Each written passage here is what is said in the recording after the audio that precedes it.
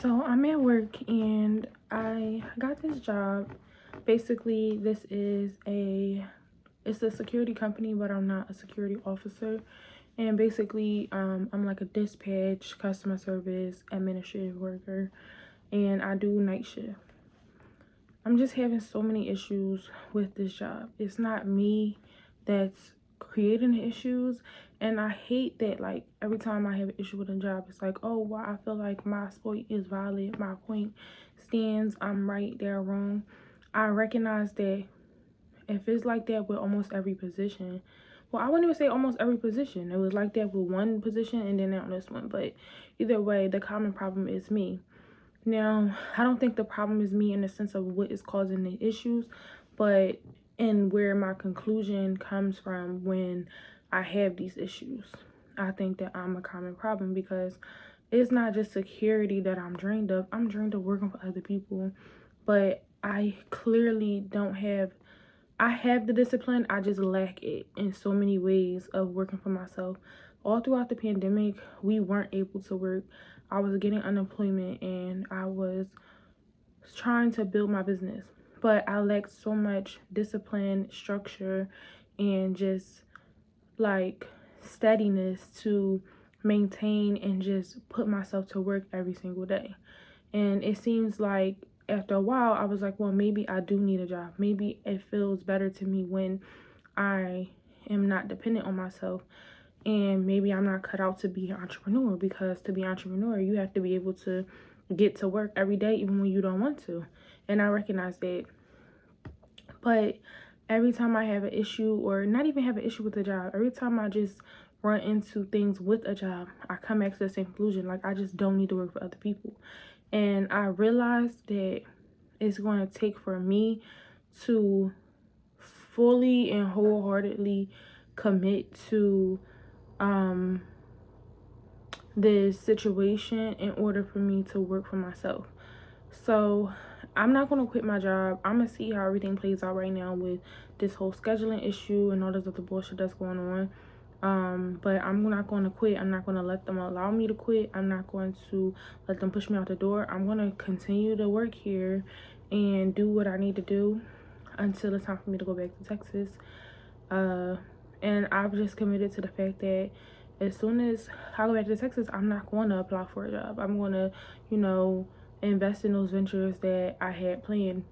In order for me to fulfill those things that I have planned, I need to commit to staying here. I'm only going to be here until June, so that's about 6 checks.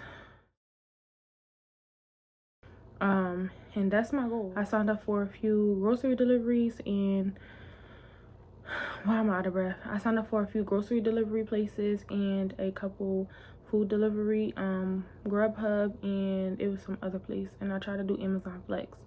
So my goal is to be able to just attempt to do those types of hustles throughout the week before I go to work, and then basically I'll be essentially working 2 jobs type of thing. I'm just making this video to remind myself of where I was before I got to my inevitable, like, destiny place where I feel like I need to be. I feel like my lifestyle does not match my mindset, but also my mindset does not match my activity. The inability to match the two is what's keeping me here, and this is just a reminder to myself. Yeah, right now I'm honestly just trying to give myself some structure. I'm just frustrated, honestly. I'm so frustrated. I quit my security job initially because of this frustration, these types of issues, these types of runaround, just weird interactions that I'm having with security. Like, I don't understand, no matter what security companies, and I thought this place was a little different because it's more of a startup, but you still run into the same inevitable bullshit, and maybe it's just jobs period, but I know for a fact it's a trend in security jobs.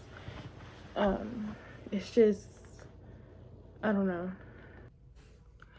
All right, so future me, So in this moment, I was talking about basically this job and how they were treating me. Long story short, I did end up leaving this job, but really it was just to like tell them like fuck you, because this job essentially, I started off being coming in as a dispatcher, like I said, but my position changed maybe like 3 or 4 times within a span of like a month of me working at this place. It was more of a startup company, and essentially they were trying to get their pieces in place to like build on their company. So when I came in as dispatch customer service, they saw my potential, they saw my credentials, they saw like my experience, and they, saw how capable I was, and they were like, okay, you're going to move up, we're going to put you in this position. Oh wait, no, we need actually this position, this is better for us. And it changed, and as my position kept changing and my role kept elevating, I wanted more money, and I had more responsibility, so I was like, okay, I need more money. I want to talk about this in more extensive, like my whole corporate experience, but in general, with this situation, I was not being valued. And then on top of that, like, I was like, okay, you're a startup, I'm trying to work with y'all, so I'm not trying to like drain your pockets, but like, if you're giving me more responsibility, taking more time away from me being at home, my schedule's going to be different than what I initially signed up for. Like, y'all gotta meet me halfway.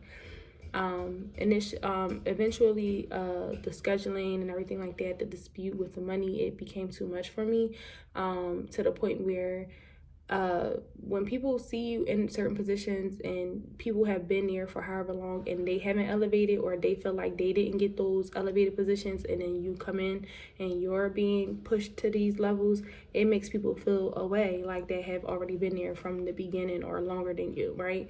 And this is another thing, it be your own people, right? But they click up and they start to plot against you. Now, I'm not the type of person that typically just says, oh, everybody's hating on me.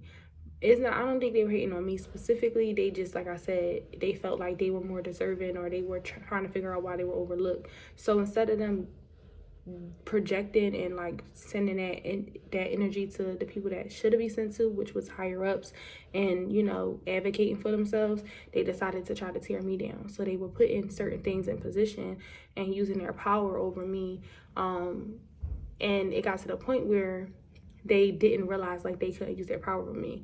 And by this time, I had got to this position, like in my first episode I showed, like, I knew I didn't want to work for somebody. I knew like, okay, this is a stepping stone. So even though I'm here right now, I don't need to be here. So my plan is not short plan. My plan is not the corporate plan, like to climb this ladder and to be in this position and be here for X amount of years. So when people try to push you to those points, most times they try to compress and squeeze more and more out of you, because they know they'll get better performance, and they are dangling this carrot in your face for the elevation. But when you meet a person like me who's in this position, and yes, I'm trying to find my way, but I know that my destination is not here, that squeezing and that compression doesn't work on someone like me, because this is not my end goal, right? This isn't my end game. So I had to give him a big fuck you and leave. But I wanted to add that context because, yeah. It could be worse, and I have virtually no bills. I have a few things that I have to take care of, but not really bills per se, because I'm still staying with my mom.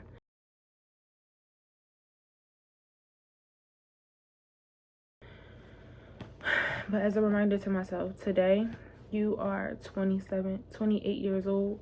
You have a 1-year-old son named JB, and you are working at this security company, and you are in a client services position. You are trying to do side hustles in order to add more income. You're currently renting a Lyft car. You currently are trying to pay off your mom's car because you ran into a pole. And you are sleeping on your mother's couch in North Philadelphia. That's today, April 10th. Is it 12 o'clock yet? Yeah, April 10th at 12:47 a.m. So this is just a reminder to you that it will get better.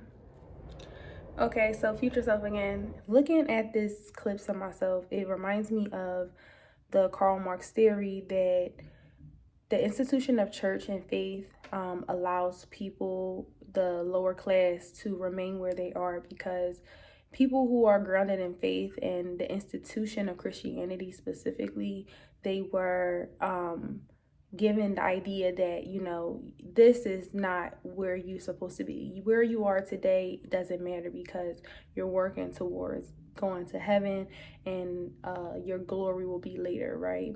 And it kind of, that faith of later and better later kept people complacent in where they were because they knew that they were working towards something better later. So it didn't make them want to work towards something better in their now. Like, okay, I can change my life, but there's no reason to change my life. And this is just temporary because when I go to glory, I'm going to be in heaven with God and blah, blah, blah.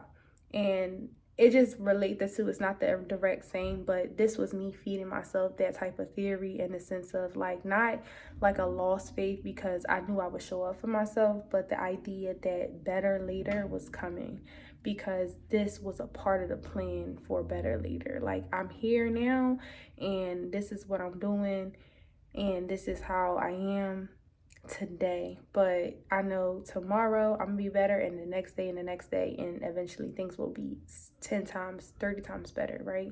And your goals you'll reach. So basically, just like self reassurance, like as I said before, like, and that hope for better later was really what I was holding on to. Like, I knew who I was and who I had the potential to be. I knew who I had been before in my life. So I knew I would show up for me.